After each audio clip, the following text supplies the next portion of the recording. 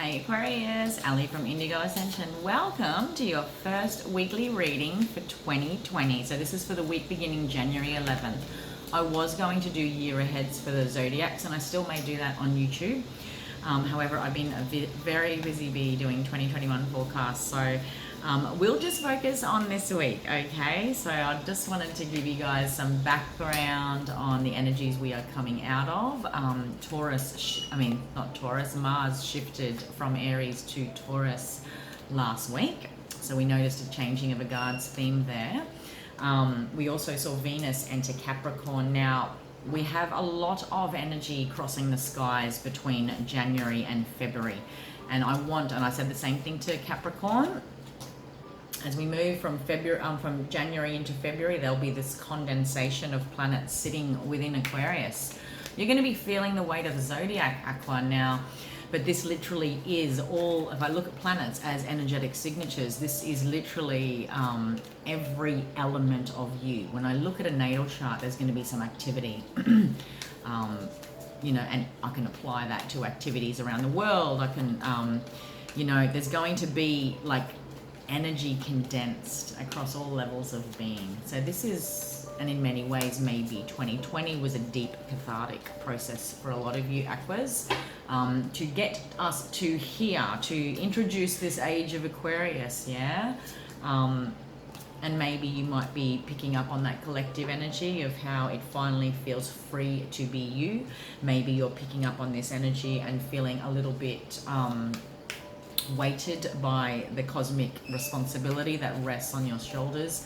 But make no mistakes, all those parts of yourself that you felt like you had to hide away because it wouldn't be understood, it wouldn't be received by the collective or the community or the friendship groups, whatever the case may be, this is your time to shine in many ways, and there's going to be authentic opportunities in order to do that. And yeah, in our very human experiences, sometimes we have to shuffle one step forward and a couple of steps back in order to do that, Aqua. Now listen, we've got still some Capricorn energy sitting around, and that is taking us back into the past, but it's also like, we're at a crossroads still. We know that we can't go back to the past. We know the future is not quite here yet. It's this 0 point field, and Capricorn in many ways is handing over the guard to you guys, okay? So this new moon in Capricorn takes us into new energy of old structures, and naturally with Saturn sitting in Aquarius, it's very like an amazing way in which to describe the analogy of that energy, yeah? All this energy is happening within your second house. The second house rules possession, finances, money house, okay? With these second house placements, there might be a focus on possessions, money, livelihood, okay? And I'm going to say in many ways, you would have been looking at these themes anyhow last year in one way or another, Aqua. So this new moon is a new moon, a new opportunity, but it's about getting to the core. What am I driven by, okay? When it comes to my old beliefs around security, around possessions, material circumstances, and my livelihood. Also too, look at the energy healing opportunity when it comes to integrating wisdom. What is mine to possess? What beliefs are mine to possess? Possessing these fears that are ultimately blocking me from the path ahead. And we all know there's new collective energy emerging for all, okay? So at the base of the deck, Aqua, you have the Peace card.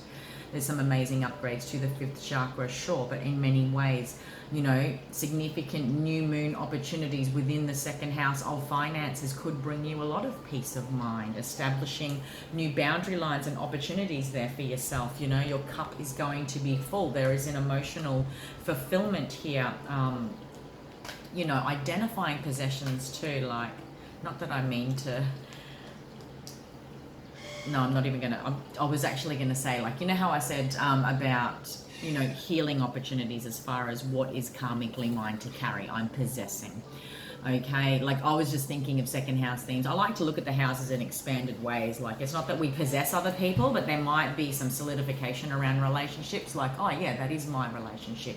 Whereas it was sort of umming and ahhing. So only because I saw the Love card and then I saw the Knight of Cups and I'm like, oh, this could be the solidification of something important. Like I'm possessing, I'm claiming this relationship. But I don't want to use the word possess because we don't want to control people.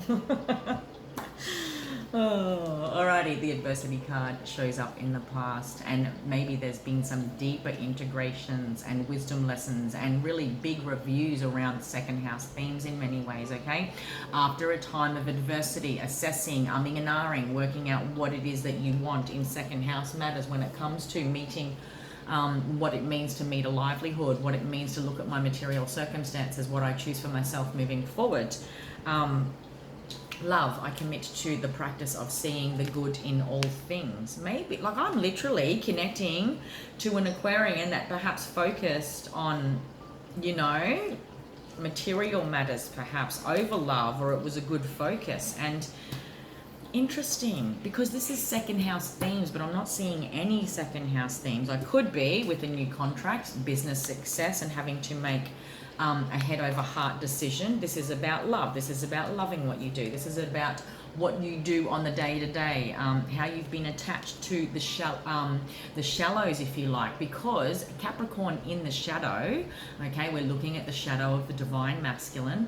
The Capricorn shadow is driven by material success at the expense of all else in life, is driven at to win at the expense of all others, whereas Capricorn in its evolved light state carries the nobility and the burden of knowing every step they're making is for the betterment of all, whether it's for their family, whether it's for the team that they manage, or the company that they run. So Capricorns are highly empathic, you know, and it's for the family, but I can also get lost in my work when I start engaging in little ways and in big ways, when I start engaging in my Capricorn shadow to win at all costs, and I just need that job. I'm just going to spend 60 hours a week, and I'll do that for, you know, working for 6 months, for 8 months, and then only to look back and my children have been at that key development age, and I've disconnected from them in some way. So what I'm feeling like some sort of theme like this, okay, where you were uncertain about making career choices that met your material needs versus meeting what resonates to you, and as far as it meeting a heart goal. That's what I'm feeling here, Aqua. Where do you make financial and material decisions? Because we got to live. I'll say it 1,000 times. We need to be practical in order to experience the spiritual. We need to be practically soulful. You know, I can go off and meditate in the mountains, but my personal reality is I've got to feed 2 kids. So I've got to give them accommodation, educate them. You know, there's other things that have to happen, and I certainly can't spend all day, every day in meditation mode as much as I'd love to. Just, you know, playing solfeggio frequencies. I've got to deal with a teenager and a toddler. That's a very hormonal, emotional reality sometimes. Like, so take it however it resonates. I feel I'm connecting into Aquas that are sort of making this transition between how do I live that path while still meeting my 3D responsibilities, is what I'm feeling here, Aqua, okay? Where you're moving is making a head and a heart decision to bust out of fear to secure this commitment. I could literally apply this to Aquarians that are making the decision to commit in relationships. Moving forward, you're restructuring your views on love after uncertainty, after adversity in the past, and that could have certainly been coming out of heartbreak.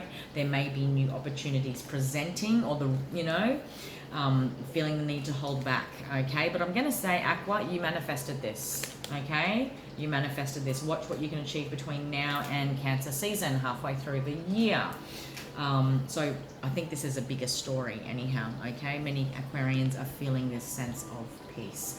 And again, you know, you're activating second house themes. You're feeling good after last year, the healing that happened. And as you embark on this year, which very much feels like it's imbued with your energy, there literally might be a focus on the finances, okay? But just remember the wisdom, remember the lesson, remember what it was all for. There was this ever-present head over heart decision in life, love, career, finances, your daily routine, yourself will always be a head and heart decision. Love over fear. Okay? I'll leave it with you. Just be mindful that that shadow Capricorn energy is about, and we can be influenced. So it is about getting to the core of that. Hence, Pluto is conjunct that new moon in Capricorn. So we can get raw and real and not deal with stuff on the surface like we used to in old comfortable ways.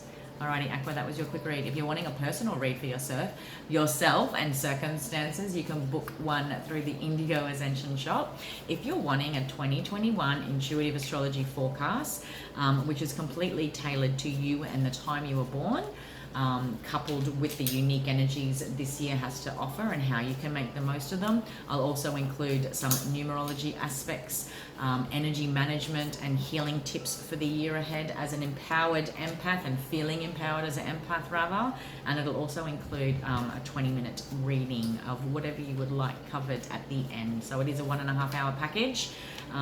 Completely designed for you, so you can find that at the shop link above if you'd like to book that. All right, Aqua, until next week, have an amazing week. Take care.